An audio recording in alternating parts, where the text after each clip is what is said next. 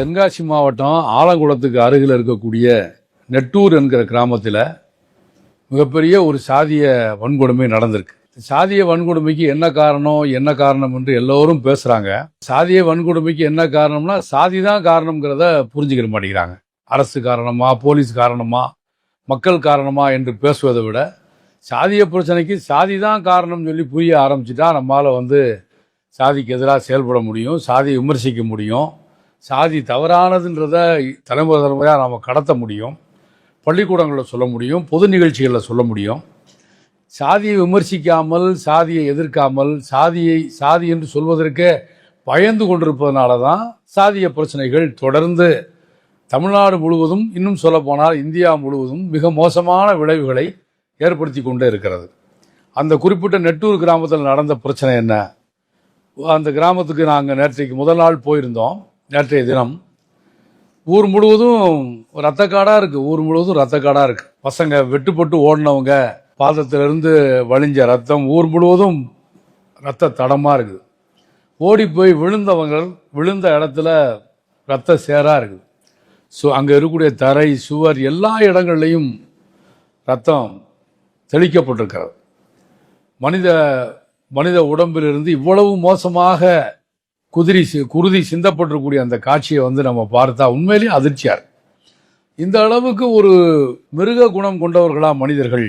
இந்த அளவுக்கு சக மனிதனை எந்த குற்றமும் தெரியாமல் அந்த மக்கள் சொல்றாங்க. ஏன் வெட்டினாங்கன்னு கேட்டா, வெட்டினவங்ககிட்ட கேளுங்க ஐயா, எங்களுக்கு ஏன் வெட்டினாங்கன்னா தெரியாது, எந்த காரணமும் எங்களுக்கு தெரியாது. நாங்கள் திருநையில் உட்காந்துருந்தோம், கடையில் உட்காந்துருந்தோம், வீட்டில் உட்காந்துருந்தோம், கல்யாண வீட்டில் நின்றுக்கிட்டு இருந்தோம், எந்த காரணமும் இல்லாமல் வெட்டினார்கள் என்று அவங்க சொல்றாங்க. வெட்டியவர்களெல்லாம் பார்த்தா சிறுவர்கள், ஒரு 18 வயது 19 வயது நிறம் இருக்கக்கூடிய ஒரு சாதாரணமான பையங்க. இப்படிப்பட்ட இந்த பசங்க ஏன் போய் இந்த காரியத்தில் அப்படின்னா ஊரே ஒட்டுமொத்தமாக சாதிய வரியா இருக்கா அப்படின்னு பார்த்தா அந்த மாதிரியும் சொல்ல முடியல. அங்கே இருக்கக்கூடிய பட்டியலின மக்கள் சொல்றாங்க, நாங்கள் ஒன்றா தான் மாடு மேய்க்க போவோம், நாங்கள் வந்துட்டா எங்கள் மாடுகளை அவங்க பார்த்துக்கிடுவாங்க, அவங்க மாடுகளை நாங்கள் பார்த்துக்கிடுவோம், ஒன்றாகத்தான் வேலைக்கு போவோம், ஒன்றாகத்தான் நாங்கள் எல்லா இடத்துலையும் இருப்போம் அப்படின்னு சொல்றாங்க. அப்படின்னா அங்கே இருக்கக்கூடிய மக்கள் மத்தியில் எந்த விதமான ஒரு சாதிய ஏற்றத்தாழ்வு, நான் முன்னதே குறிப்பிட்டது போல சாதிய உணர்வு ஒரு பக்கம் இருந்தாலும் கூட சாதிய வெறியோடு அந்த கிராமம், ஒட்டுமொத்த கிராமமும் அப்படி இல்லை. ஒரு அழகிய கிராமம். அந்த கிராமத்தில் பள்ளிக்கூடங்கள் இருக்கிறது, நல்ல நீர் ஆதாரம் இருக்கிறது, கிராமத்தை சுற்றி நல்ல வயல்வெளி இருக்கிறது, பட்டியலின பகுதி மக்கள் மத்திய அந்த தெருக்குள்ளேயே ஒரு பள்ளிக்கூடம் இருக்கிறது, நிறைய இருக்கிற எல்லோருமே படித்திருக்கிறாங்க, நல்ல வேலைகளில் இருக்கிறாங்க, தனியார் நிறுவனங்களில் வேலை செய்கிறாங்க, அரசு பணியில் வேலை செய்கிறாங்க, அங்கே இருக்கக்கூடியவர்களுக்கு நிலம் இருக்கிறது, எல்லார் வீடுகளிலும் வாகனம் இருக்கிறது, ஒரு மாண்புக்குரிய மனிதர்களாக குடும்பமாக இருக்கக்கூடிய பட்டியலின மக்கள் இருக்கிறார்கள். இவர்களுக்கும் இவர்கள் அங்கே இருக்கக்கூடிய பிற்படுத்தப்பட்டவர்களை சார்ந்து வாழ வேண்டிய ஒரு பொருளாதார நெருக்கடியும் அவர்களுக்கு கிடையாது. இந்த குறிப்பிட்ட சம்பவம் ஏன் நடைபெறுகிறது? 29ஆம் தேதி ஒரு கல்யாணம். அந்த திருமணத்திற்காக, அந்த கல்யாணத்திற்காக 28ஆம் தேதி இரவில் ஃப்ளெக்ஸ் போர்டு அமைக்கிற வேலை நடைபெற்று கொண்டிருக்கிறது. வழக்கமாக பட்டியலின மக்கள் அவங்க தெருக்குள்ள ஃப்ளெக்ஸ் போர்டை வைப்பாங்க. அன்றைக்கு அந்த திருமணத்தில் அவர்கள் தெருவில் வைத்ததோடு சேர்த்து அந்த அவர்களுடைய தெருவுக்கு நேர் எதிராக இருக்கக்கூடிய அதுவும் அவங்க தெருவினுடைய முன்பகுதியில் இருக்கக்கூடிய அந்த சாலையில அதை வைக்கிறாங்க. வழக்கத்துக்கு மாறா இங்கேயே வைக்கிறா என்று சொல்லி அந்த பிளக்ஸ் பேனர் மீது அங்கே இருக்கக்கூடிய இளைஞர் ஒருவர் சிறுநீர் கழித்திருக்கிறார். இதை காவல் நிலையத்திலே அவங்க புகார் சொல்லியிருக்காங்க. போலீசார் அழைச்சிட்டு போறாங்க. அந்த இளைஞனை அழைத்து கொண்டு போய் அவங்க ஸ்டேஷன்ல வச்சிருக்கிறாங்க. அவர் மீது நடவடிக்கை எடுக்க வேண்டும் என்று இங்கே இருக்கக்கூடிய பட்டியலின இளைஞர்கள் அவர்கள் காவல் நிலையத்துக்கும் போறாங்க. அங்கே போலீசார் என்ன சொல்லியிருக்காங்க, தனித்தனியா புகார் எழுதி கொடுங்க, ஊர் சார்பில் புகார் கொடுத்தா நாங்கள் விசாரிக்க முடியாது, தனியாக ஒருவன் புகார் எழுதி கொடுத்து விட்டு அந்த ஊரிலே பாதுகாப்பாக இருக்க முடியாது. எல்லோருக்கும் தெரிந்த அந்த செய்தி போலீசாருக்கு தெரிய வேண்டாமா? எனவே நீங்கள் ஊர் சார்பில் நீங்கள் புகார் கொடுத்தா நான் விசாரிக்க முடியாது என்று சொன்னதோடு மட்டுமல்லாமல், இந்த சிறுநீர் கழித்தவனுடைய வீட்டுக்கு நாங்கள் போய் பார்த்தோம். அது ரொம்ப ஏழ்மையான வீடு, அவங்க அப்பா அம்மா பார்க்க பாவமாக இருக்கு, அதனால மன்னிச்சு விட்டுறலாம் என்று போலீசாரே சொல்லி அனுப்பியிருக்கிறாங்க. இது போன்ற பல 10 சம்பவங்களை, ஏராளமான சம்பவங்களை சொல்றாங்க. அங்கே இருக்கக்கூடிய கல்லறை தோட்டத்தில் சிலுவைகளை உடைத்து போடுவது, அங்கே இருக்கிற பட்டியலின மக்கள் பகுதிக்குள்ளே ஆடு மாடுகளை ஓட்டி வருவது, இருசக்கர வாகனத்தில் மிக வேகமாக கண்ணிமைக்கும் நேரத்தில் வேகமாக செல்வது, இப்படி பல குற்றங்களுக்கு பட்டியலின மக்கள் காவல் நிலையத்தில் புகார் செஞ்சிருக்கிறாங்க. ஆனால் ஆலங்குளம் காவல்துறை எல்லா பிரச்சனைகளையும் ஏறக்குறைய கட்ட பஞ்சாயத்து ரீதியில் பேசி ஒரு நாடகத்தை போல் நடக்கிறது. ஒரு குற்றம் நடக்கும், குற்றம் நடந்த உடனே இவங்க போலீஸ் ஸ்டேஷனுக்கு புகார் போவாங்க. புகார் செய்யப்பட்டவுடன் குற்றம் செய்தவர்களுடைய உறவினர்கள் ஒரு 7-8 பேர் வந்து பட்டியலின மக்கள் மத்தியில் அவருக்காக நாங்கள் மன்னிப்பு கேட்குறோம், நீங்கள் விடுவோங்கன்னு சொல்லுவாங்க. இவர்களும் பெரியவங்க வந்துட்டாங்களே என்று சொல்லி இவங்க வந்து உடனடியாக அதை வந்து அந்த புகாரை வந்து இவங்க அழுத்த மாட்டாங்க. அது எஃப்ஐஆர் ஆகாது. அப்படியே கட்ட பஞ்சாயத்து முறையிலே போலீஸார் வந்து இது மாதிரி 1 இல்லை 2 இல்லை, சமீபத்திய நாட்களில் ஏராளமான குற்றங்கள் இப்படி நடந்திருக்கு. அப்போ இந்த குற்றத்துக்கு நாம் யாரை பொறுப்பாக்குவது? ஒரு தவறு செய்தால் தவறுக்கு தண்டனை நடவடிக்கை எடுக்கப்பட்டிருந்தால் இது போன்ற சம்பவம் நடைபெறாது. இந்த பிளக்ஸ் பேனர்கள் வைத்தார் என்பதற்காக அது சிறுநீர் கழித்தவரை போலீசார் ஏழை, அப்பா அம்மா பார்த்தா பாவமா இருக்கு என்று விடுவிச்சிடறாங்க. விடுவித்த கொஞ்ச நேரத்தில் அதோடு சம்பந்தமில்லாத ஒரு 7-8 பேர் அவர்கள் முகத்திலே ஒரு துணியை கட்டி கொண்டு சினிமா பாணியிலே அவர்கள் முகத்திலே முகமூடி என்பதை போல் ஒரு டவலை, ஒரு துண்டை கட்டி கொண்டு மிக வேகமாக அவங்க பைக்கில் வர்றாங்க.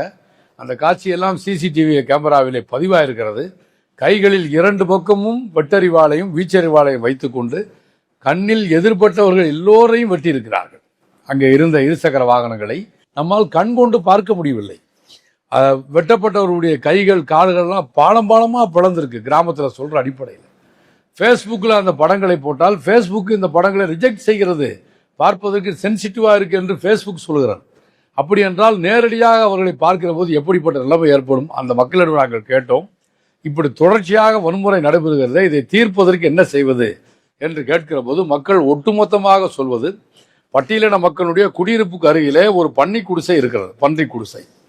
இதை வழக்கமாக பன்றிகளை பட்டியலினத்து மக்கள் தான் வளர்ப்பார்கள். ஆனால் இந்த நெட்டூர் கிராமத்தில் அங்கே இருக்கக்கூடிய ஒரு பிற்படுத்தப்பட்டவர் தான் இந்த பன்றிகளை வளர்க்கிறார். ஒரு புறம்போக்கு இடத்துல மிகப்பெரிய இடங்களை ஆக்கிரமிப்பு செய்து அதில் நூற்றுக்கணக்கான பன்றிகளை அவர் வளர்க்கிறார். தினசரி அல்லது 2 நாளுக்கு ஒரு முறை பன்றி இறைச்சியை எடுத்து அவரே சமைத்து அங்கே எனவே சட்டவிரோதமாக ஒரு பாரை போல அது இயங்கி வருகிறார். ஒரு மதுபான கடையை போல சட்டவிரோதமாக இயங்குகிறார். நான் சொல்கிறேன், இந்த ஊர்லேருந்து 2 கிலோமீட்டர் தான் போலீஸ் ஸ்டேஷன். அப்படின்னா 2 கிலோமீட்டர் கூடிய நகரத்தை நாங்கள் போய் பார்க்குற போது அவ்வளவு பிளாஸ்டிக்கு கிளாஸு, எல்லாமே தண்ணி அடித்த கிளாஸ், எல்லாருமே மது அருந்திய கிளாஸ். அப்படின்னா 2 கிலோமீட்டருக்கு அருகிலே இருக்கக்கூடிய காவல் நிலையத்துக்கு இந்த பிரச்சனை தெரியாதா? ஒரு அங்கீகரிக்கப்படாத ஒரு ரொம்ப சௌரியமான இடமா இருக்கு, ஒரு ஆலமரத்து நிழல், அங்கே ஒரு பன்றி குடிசை, யாருமே வராத பகுதி. அங்கே போய் உட்காந்து ஒரு 10 பேர் தண்ணி அடிக்க வேண்டி தண்ணி அடிச்சு விட்டு அவங்க வந்து தலித் குடியிருப்பு வழியாக வருவது என்பது ஒரு வாடிக்கையான செயலாக இருக்கிறது. எனவே சட்டவிரோதமாக அங்கே இயங்கி கொண்டிருக்கிற அந்த பாரை, அந்த பார் போன்ற தோட்டத்தில் இயங்கி கொண்டிருக்கிற பன்றி குடிசையை அகற்ற வேண்டும். அது ஒரு பிற்படுத்தப்பட்டவர் நடத்தி கொண்டிருக்கிறார், புறம்போக்கு இடத்துல நடத்தி கொண்டிருக்கிறார். உண்மையில் அந்த மாவட்ட நிர்வாகத்தை அக்கறை இருக்கும் என்று சொன்னால் உடனடியாக அதை வந்து அப்புறப்படுத்தணும். அந்த ஊரில் ஒரு மிக வேடிக்கையான ஒரு சம்பவமாக இருக்கிறது. அந்த கிராமத்தில் ஒரு புறக்காவல் நிலையம் இருந்திருக்கிறார். புறக்காவல் நிலையத்தில் இருக்கிற போலீஸ்காரரை ஒரு பிற்படுத்தப்பட்ட பகுதியை சார்ந்தவர் ஓராண்டுக்கு முன்னால் வெட்டி இருக்கிறார். புறக்காவல் நிலையத்தில் இருக்கக்கூடிய போலீஸ்காரரை வந்து ஊர்க்காரன் வெட்டினான்னு சொன்னா புறக்காவல் நிலையத்தை அகற்றி விட்டு பக்காவான போலீஸ் ஸ்டேஷனை நிறுவுவதற்கு பதிலாக புறக்காவல் நிலையத்தையே தூக்கிட்டு போலீஸ் போயிடுச்சு. எனவே போலீஸுக்கே பாதுகாப்பு இல்லை என்று சொல்லக்கூடிய ஒரு நிலைமை தான் நம்ம வந்து பார்க்குறோம். எனவே அரசு நினைத்தால், போலீஸ் நினைத்தால், மாவட்ட நிர்வாகம் நினைத்தால் ஒரு அமைதியான கிராமமாக அந்த கிராமத்தை மாற்ற முடியும். அந்த பன்றி குடிசையை அப்புறப்படுத்தணும். பட்டியலின பகுதி மக்கள் வாழக்கூடிய பகுதியில் அவர்களுக்கான பொது விநியோக கடை அமைக்க வேண்டும் என்று கேட்டுக்கொண்டிருக்கிறார்கள். நிரந்தரமாக பட்டியலின பகுதி மக்கள் வாழக்கூடிய பகுதியில் ஒரு போலீஸ் பாதுகாப்பை, காவல்துறை பாதுகாப்பை உருவாக்க வேண்டும். ஏற்கனவே இருந்த புறக்காவல் நிலையத்தை மீண்டும் நிறுவ வேண்டும்.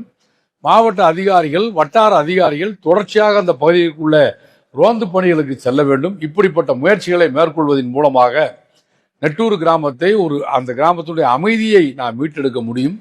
குற்றவாளிகள் நாம் அமைதியை மீட்டெடுக்க வேண்டும் என்று சொல்கிற அதே நேரத்தில் அந்த குற்றவாளிகள் மீது உறுதியான நடவடிக்கையை காவல்துறை மேற்கொள்ள வேண்டும். பலர் கைது செய்யப்பட்டிருக்கிறார்கள். கைது செய்யப்பட்டவர்களை சிறையில் அடைப்பது SC/ST வன்கொடுமை தடுப்பு சட்டத்தின் அடிப்படையில் இந்த குற்றம் செய்தவர்களை அந்த குறிப்பிட்ட பகுதியிலிருந்து வெளியேற்றுவதற்கு சட்ட சரத்து இருக்கிறது. அதன் அடிப்படையில் இவர்களெல்லாம் தொடர் குற்றவாளிகள் என்ற முறையில் அந்த பகுதியை விட்டு அப்புறப்படுத்த வேண்டும். அவர்கள் மீது குண்டர் சட்டத்தை பதிவு செய்ய வேண்டும். பாதிக்கப்பட்ட அனைவருக்கும் நிவாரணத்தை வழங்க வேண்டும். இது நெட்டூர் கிராமத்திலே மட்டுமல்ல, இது எல்லா தமிழ்நாட்டுடைய பல பகுதிகளில் இதே போன்றுதான் வன்முறைகள் நடைபெற்றுக் கொண்டே இருக்கிறது.